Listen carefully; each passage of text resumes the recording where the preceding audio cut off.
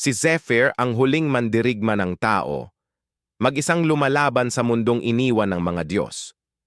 Matapos ang brutal at hopeless na laban kay Tartarus, ang God of Destruction, tuluyan siyang natalo. Sa huling galaw niya, pinasabog niya ang sarili at nadamay ang kamay ni Tartarus.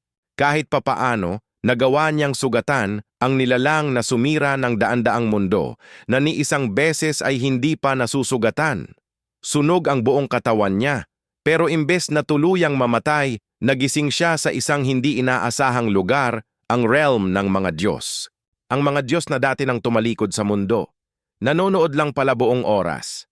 Naaliw sila sa laban ni Zephyr. Kaya para mas lalo pang ma-entertain, binigyan nila siya ng second chance para bumalik at labanan ulit ang mga sumira ng mundo.